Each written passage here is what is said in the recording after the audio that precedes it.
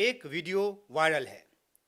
15 second के इस video को देश के प्रधानमंत्री नरेंद्र मोदी के काफिले का वीडियो बताया गया है। इसे आधिकारिक तौर पर जारी नहीं किया गया है, बल्कि इसे एक तरीके से लीक किया गया है। हाँ, मैं इसे लीक ही कहूँगा क्योंकि ये पीएम की सुरक्षा से जुड़ा मामला है। खैर, गोदी मीडिया ने इस वीडियो को लपक लिया, या यूं कहें कि उसे लपका दिया गया। विजुअल की ताकत टीवी वालों से बेहतर कौन समझता है भला। इसके जरिए नैरेटिव बुनने में कैसे मदद मिलती है, ये तो वो जानते ही हैं। उनके मास्टर्स को भी ये पता है कि टीवी या for that matter social media की ज़रूरत क्या है। वीडियो का एक छोटा सा क्लिप, फिर कैसे इसके जरिए बहुआयामी संदेश दिया जाता है, एक तीर से कई शिकार जैसे। लेकिन इस वीडियो को जारी करने वालों ने शायद इस बात से कोई मतलब नहीं रखा कि देश की जरूरत क्या है। आसन्न आर्थिक संकट के समय में किस तरह के कदमों की जरूरत है, किस तरह के कदम उठाए जाने की जरूरत है।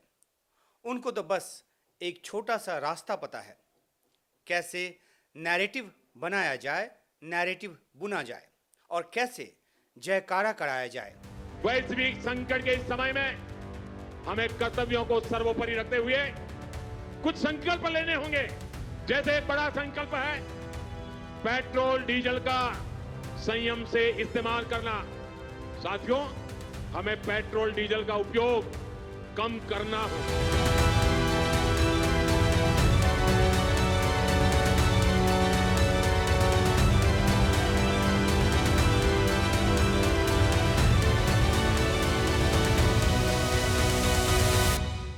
नमस्कार, मैं उमा शंकर सिंह और आप देख रहे हैं उमा शंकर सिंह पॉइंट। अगर आपने अभी तक हमारा चैनल सब्सक्राइब नहीं किया है तो कर लीजिए। आते हैं पॉइंट की बात पर। यह देखकर बहुतों को अच्छा लग रहा है और लग सकता है कि देश के प्रधानमंत्री ने महज 2 कारों के काफिले में चलना शुरू कर दिया है। बेशक वे एक दिन चलें या एक साल। देश के एक हिस्से को पीएम के त्याग का यह भाव बहुत अच्छा लग रहा है। लेकिन याद रखिए, त्याग का कोई प्रदर्शन अच्छा लग सकता है, लेकिन जरूरी नहीं कि वह समीचीन भी हो। इसे ऐसे समझ सकते हैं कि खाने में कोई चीज मीठी लगती हो, लेकिन जरूरी नहीं कि वह सेहत के लिए भी उतनी ही अच्छी हो। जबकि उसकी जगह जरूरत कड़वी दवा की होती है जब आपको कोई मीठी गोली दी जा रही होती है। वैसी ही कड़वी दवा जैसी कि पीएम ने जनता को पीने के लिए कहा है। इस पर हम आगे बात करेंगे। पहले 15 सेकंड वाला जो वीडियो है उस पर बात कर लेते हैं। इस वीडियो को लेकर ऐतराज 2 बातों पर है। अव्वल तो पीएम की सुरक्षा का सवाल है और दूसरा, क्या चुनौतियों को देखते हुए जरूरत इतने भर की है कि पीएम ने कारों का काफिला छोटा कर दिया। पहला पॉइंट पीएम की सुरक्षा का। हालांकि इस वीडियो को जारी करने वालों ने बड़ी चालाकी से यह भी व्हाट्सएप कर दिया कि इसमें एसपीजी प्रोटोकॉल का पूरी तरह से पालन किया गया है। पहला सवाल तो यही है कि अगर 2 कारों के काफिले में भी सुरक्षा के सारे मापदंड पूरे होते हैं तो इतने सालों से देश के प्रधानमंत्री क्यों लंबे लंबे काफिले के साथ चलते रहे, घूमते रहे। जाहिर सी बात है कि 2 कारों के काफिले में सुरक्षा के सारे मापदंड पूरी करने वाली बात सही हो ही नहीं सकती। देश की राजधानी की सड़कों पर इसे एकाध बार कर लिया जाए, लेकिन हर वक्त और हर जगह यह संभव नहीं है। और तो और प्रधानमंत्री के काफिले में एसपीजी ब्लू बुक प्रोटोकॉल के तहत एम्बुलेंस का चलना अनिवार्य होता है। 15 सेकंड के इस वीडियो में वो भी नजर नहीं आया। क्यों? अगर ये सिर्फ एक बार का पब्लिसिटी स्टंट है तो फिर कुछ नहीं कहना, लेकिन अगर ये सच है और ये पूरे साल चलने वाला है या कम से कम जब तक तेल का आसन्न संकट, ऊर्जा का आसन्न संकट है तब तक चलना है, तो ये ठीक नहीं है। मुझे नहीं पता 2 कारों के काफिले वाला आइडिया खुद पीएम का है या फिर उनके किसी नजदीकी सलाहकार का। जिसका भी आइडिया हो, भारत के पीएम के सुरक्षा के लिहाज से ये ठीक नहीं है। अगर किसी पीआर मैनेजर की मंशा ये हो कि इसके बाद पीएम की सुरक्षा पर सवाल उठेंगे और फिर पहले की तरह के काफिले को करने की वजह मिल जाएगी, तो फिर ये ठीक है। सत्ता की शतरंज में इतना तो चलता है। लेकिन फिर कह रहा हूं, अगर ये वाकई में लंबा चलना है तो ये ठीक नहीं है। आते हैं दूसरे पॉइंट पर। बात करते हैं कि आखिर ऐसा वीडियो जारी क्यों करना पड़ा।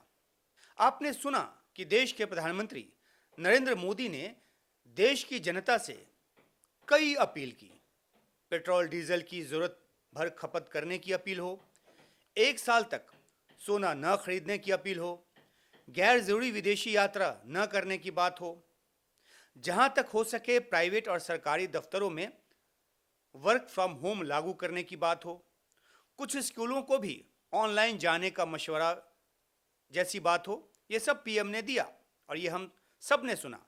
कुल मिलाकर उनकी बातों से जो लगा वो ये कि देश एक बड़े आर्थिक संकट की तरफ बढ़ सकता है। मामला विदेशी मुद्रा भंडार और गोल्ड रिजर्व से जुड़ा हुआ है। विदेशी मुद्रा भंडार में तेजी से गिरावट दर्ज की जा रही है।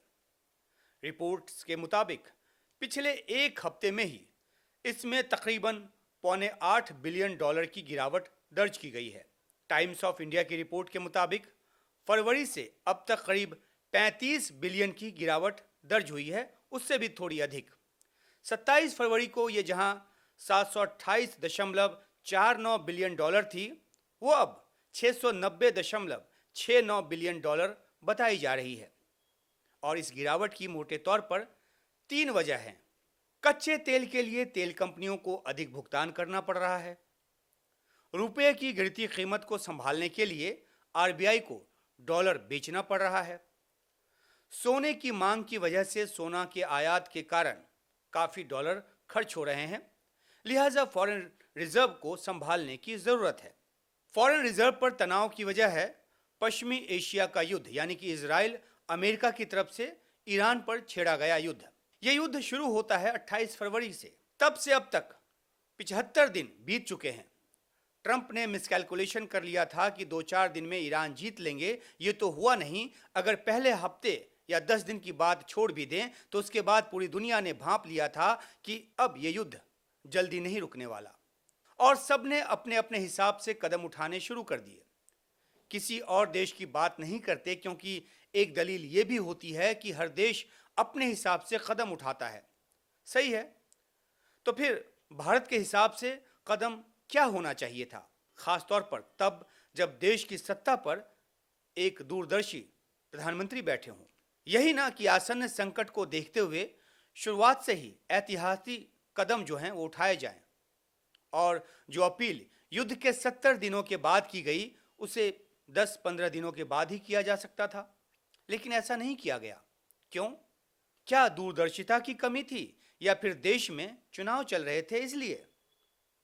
इस सरकार में दूरदर्शिता की कमी बताने की हिमाकत कोई नहीं कर सकता, मैं भी नहीं। लिहाजा चुनाव ही बड़ी वजह थी, ये मैं नहीं, बहुत से जानकार भी मानते हैं। इस बीच गैस की किल्लत शुरू हो चुकी थी, उसे झुठलाया जाता रहा, कभी बयानों के जरिए तो कभी सिलेंडरों के लिए जो मारामारी मची थी उसके जो वीडियोज आ रहे थे उसके फैक्ट चेक के जरिए। हॉर्मुज स्ट्रेट में फंसे जहाज, जो भारतीय जहाज थे, वो इक्का दुक्का कर बेशक निकलते रहे, लेकिन बात सिर्फ फंसे जहाज़ों की आने की नहीं थी। फिर तेल गैस लेने के लिए जाने वाले जहाज़ों के फारस की खाड़ी की तरफ जाने की भी है, जो कि अभी तक शुरू नहीं हुई है। और इस वजह से सप्लाई चेन टूटेगी, सरकार में बैठे विशेषज्ञ ये अच्छी तरह जानते थे। लेकिन आर्थिक विशेषज्ञता पर जब राजनीतिक विशेषज्ञता हावी हो तो फिर कोई क्या ही कर सकता है। कच्चे तेल की कीमतों में उतार चढ़ाव की वजह से तेल कंपनियों को आज अचानक रातों रात करोड़ों का नुकसान नहीं होने लगा है। पेट्रोलियम मंत्री हरदीप सिंह पुरी को भी ये पहले से पता था, लेकिन क्या है ना कि चुनाव चल रहे थे, इसलिए वे भी अब बोल रहे हैं। उन्होंने कहा है कि तेल कंपनियों को हर दिन 1000 करोड़ रुपए का नुकसान हो रहा है। पहले इस नुकसान पर जोर नहीं दिया गया। विपक्ष अंदेशा जताता रहा कि सरकार चुनाव के बाद पेट्रोल डीजल के दामों में एकदम से भारी इजाफा करेगी, तो उसे झुठलाया गया। वैसे चुनाव नतीजों के बाद भी अब तक पेट्रोल डीजल के दाम नहीं बढ़े हैं, तो सिर्फ इसलिए क्योंकि विपक्ष को झुठलाना है। 4 मई नहीं तो 24 सही। युद्ध न रुका तो पेट्रोल डीजल के दाम बढ़ाना तो तय है ही। तेल कंपनियां तो अपना पिछला घाटा भी पूरा कर लेंगी। विपक्ष की इस दलील में भी दम नहीं माना जा रहा कि जब कच्चा तेल $40 तक गिरा था, तब भी पेट्रोल डीजल की जो कीमत है उसको नहीं घटाया गया था। और इस तरह कमाए गए मुनाफे, जो भारी मुनाफा कमाया गया इस तरीके से, उसका इस्तेमाल किया जाए, ये भी कुछ जानकार और विपक्ष के नेता इसकी मांग करते रहे हैं। लेकिन जब ऐसी मांग उठती है तब दलील ये आती है कि ये सही नहीं है। बहरहाल सरकार जितना टाइम बाई कर सकती है वो कर रही है, और उसका इस्तेमाल वो अपने लिए तर्क जुटाने में भी कर रही है, और इस बीच नैरेटिव भी सेट कर रही है। उन दलीलों को जो सरकार के खिलाफ जाती है अपने पक्ष में भुनाने की कोशिश की जा रही है। मसलन, अरे देखो युद्ध तो इतना लंबा खिंच गया है, अब तो बढ़ाना ही पड़ेगा। देखो देखो 4 साल से कीमतें नहीं बढ़ी हैं पेट्रोल डीजल की, अब तो मजबूरी है, युद्ध है, बढ़ाना ही पड़ेगा। और इस बीच देश की जनता से अपील कर दी गई है, देश की उस जनता से जो पहले से ही पेट्रोल डीजल अपनी जरूरत भर ही जलाती है। वो अभी जाते वर्ग के लोग होंगे जो जरूरत से अधिक जलाते होंगे। देश की जनता का एक बड़ा वर्ग तो 50-100 रुपए का पेट्रोल भराकर अपना जीवन अपनी बाइक पर निकालता है, या फिर कार में, छोटी कारों में 1000-1500 का पेट्रोल या डीजल डलवाकर जब तक कि जरूरत सच में टंकी फुल कराने की ना हो वो नहीं कराता है। वैसे पीएम की अपील के बाद पेट्रोल पंप वाले बताते हैं कि जो भी आता है टंकी फुल करा लेना चाहता है कि पता नहीं आगे क्या हो, कितनी कीमत बढ़ जाए या किल्लत हो जाए, आदि आदि। ये पीएम की अपील का जो एक साइड इफेक्ट है उस तौर पे इसे देखा जाना चाहिए। पीएम की अपील के बाद पेट्रोल डीजल की खपत में कमी आई है या नहीं, इसके आंकड़े अभी नहीं आए हैं, उसका इंतजार करना पड़ेगा। खैर उधर नहीं जाते, लौटकर पॉइंट की बात पर आते हैं। प्रधानमंत्री जी, आपके काफिले में 2 कार चले या 10 कार, इससे बहुत ज़्यादा फर्क नहीं पड़ने वाला। दलील दी जा रही है कि इसके ज़रिए आपने जनता और नेताओं को भी, सभी को संदेश दिया है कि ज़रूरत कम करो, जब मैं कर सकता हूं तो आप भी कर सकते हैं। यह अच्छा संदेश है। आपके बहुत से मातहत भी ऐसा कर रहे हैं, वो भी बहुत अच्छी बात है। लेकिन देश की ज़रूरत कुछ ऐसे ठोस कदमों के ऐलान की है जिससे लगे कि सरकार ने सारा जिम्मा सिर्फ जनता के हिस्से नहीं छोड़ दिया है। मैं आपको किसी पड़ोसी देश में उठाए गए कदमों की दुहाई भी नहीं देना चाह रहा। हर देश की अपनी ज़रूरत होती है, अपनी आर्थिक स्थिति होती है, और उसके मुताबिक वो अपने कदम उठाने को स्वतंत्र होते हैं। लेकिन अहमियत इस बात की होती है कि कौन, कितनी और कितनी जल्दी दूरदर्शिता दिखाता है। आपको चाहिए कि आप ऐसे सरकारी खर्चों में कटौती के लिए कदमों का ऐलान टीवी पर आकर करें जिन खर्चों में विदेशी मुद्रा की सीधी खपत होती है। इसमें आपके विदेशी दौरे से लेकर आपकी घरेलू राजनीतिक यात्राओं के खर्च शामिल हैं।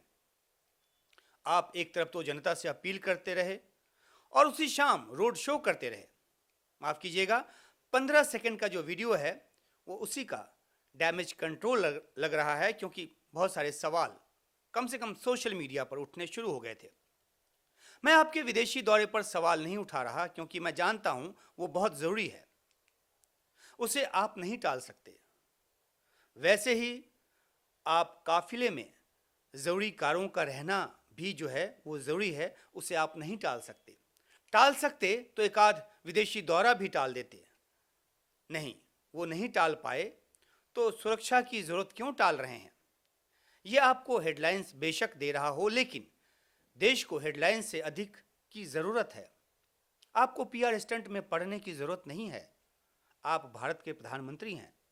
आपके नेतृत्व में देश को बहुत आगे जाना है, तीसरी सबसे बड़ी अर्थव्यवस्था बनना है, और ये सिर्फ हेडलाइन मैनेजमेंट से नहीं हो सकती। आपको हमारा वीडियो अच्छा ना लगा हो तो बताइएगा।